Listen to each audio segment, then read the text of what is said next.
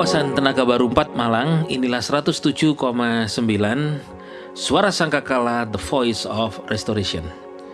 Ya, suara pemulihan kami suarakan dari radio Suara Sangkakala ini, di mana kita bertemu dalam program Dunia Firman atau Dufan. Kali ini saya akan sharing tentang Kristen oplosan. Oplosan, apa itu oplosan? Oplosan itu merujuk kepada suatu campuran atau percampuran barang, terutama berkaitan biasanya sih di minuman beralkohol dengan bahan lain yang tidak seharusnya dicampurkan, seperti bahan kimia. Nah, ini kan membahayakan kalau minuman. Tapi di Indonesia akhir-akhir ini juga sedang viral kata oplosan ini gara-gara adanya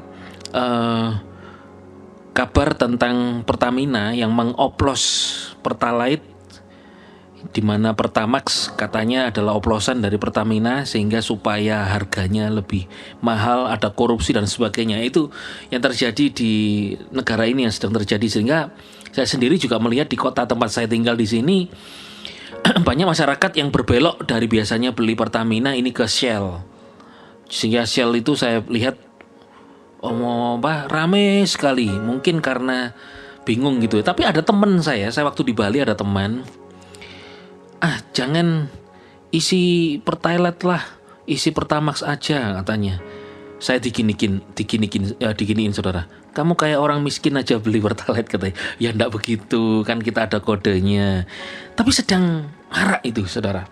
Nah, kembali lagi sekarang di kekristenan itu juga seringkali kita tidak menyadari terjebak di dalam kekristenan yang namanya oplosan. Yaitu Kristen oplosan itu maksudnya adalah istilah yang digunakan untuk menggambarkan orang-orang yang mencampurkan iman Kristen, mencampurkan kepercayaan kepada Yesus Kristus dengan nilai-nilai dunia, dengan nilai-nilai ajaran yang lain, dengan kebiasaan yang bertentangan dengan firman Tuhan.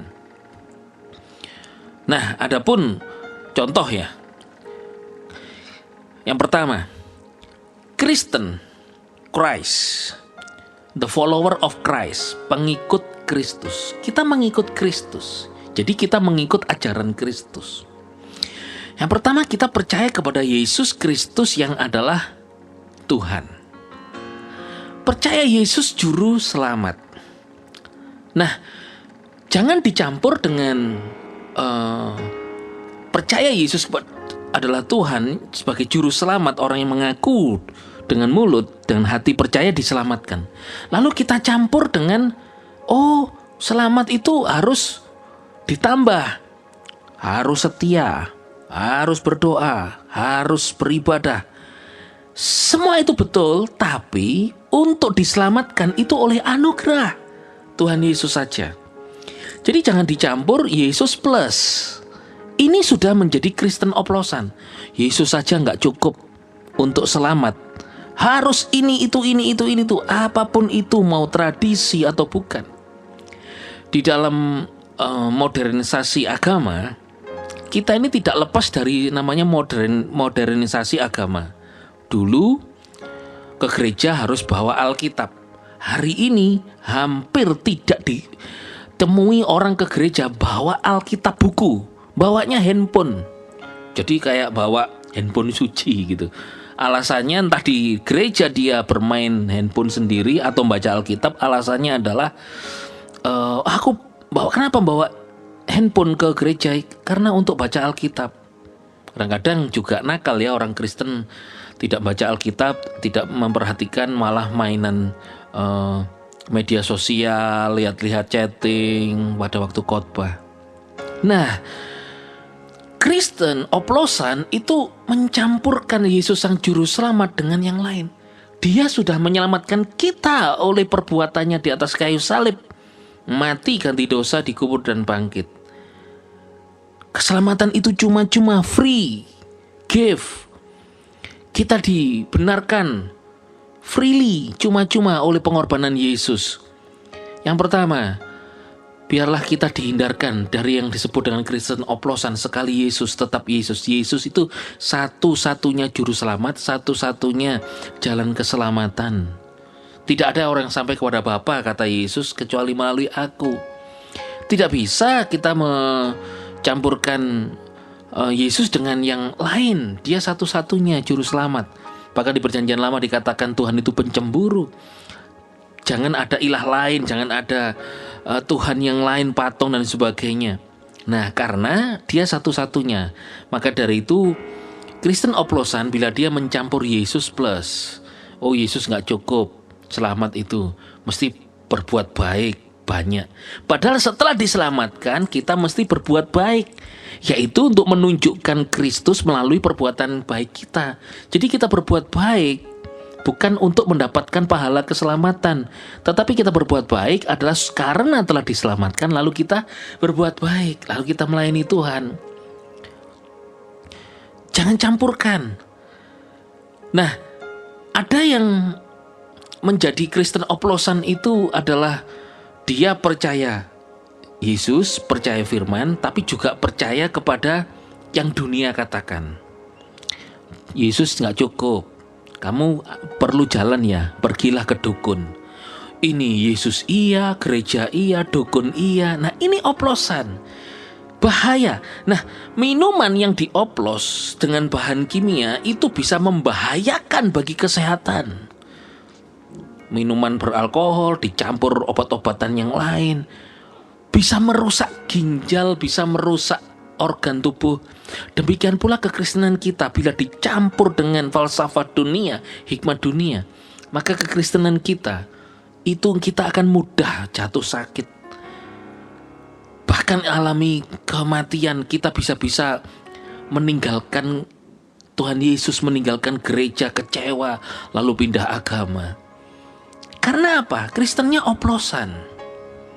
Biarlah engkau tidak menjadi kecewa, berbahagialah orang yang tidak kecewa dan mengikut aku, kata Yesus Kristus. Jangan tinggalkan kebahagiaan itu. Orang yang Kristen oplosan itu adalah dia bukan hanya mengasihi Tuhan, tapi dia mengasihi dunia. Dunia ini tempat kita hidup. Biarlah engkau yang dikasihi Yesus tetap mengasihi Tuhan. Yakobus 4 ayat yang keempat dikatakan, "Hai para bezina, tidakkah kamu mengetahui bahwa persahabatan dengan dunia adalah permusuhan dengan Elohim?" Jadi siapa yang ingin menjadi sahabat di dunia ini, ia adalah musuh Elohim. Kita hidup di dunia, kita diberi kuasa Roh Kudus untuk mengalahkan dunia melalui iman kita.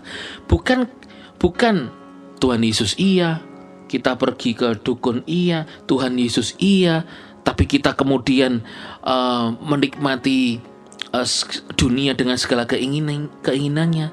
Engkau boleh menikmati kulinermu, engkau boleh menikmati engkau healingmu, menikmati keluargamu, tetapi biarlah engkau menyadari itu semua berkat Tuhan. Itu Tuhan yang utama. Tuhan Yesus put God first.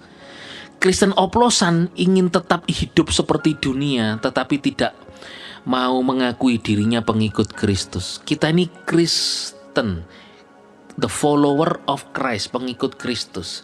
Kita selama di dunia, biarlah kita tetap menjadi pengikut Kristus. Pengikut Kristen oplosan itu juga dia yang tidak berakar dan mudah terseret arus dunia. Dunia berkata apa? Menjadi bingung. Tadi pagi saya bicara di Zoom dan live YouTube dengan rekan-rekan. Itu saya diminta bicara tentang the battle for the promised land.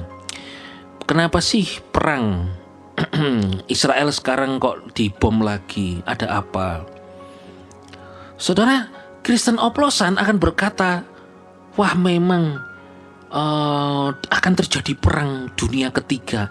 It's okay, akan terjadi perang dunia. Kristen oplosan berkata, Tuhan kok tidak membawa umatnya? Karena apa? Terseret arus dunia. Wah, Israel kalah, itu Israel kalah.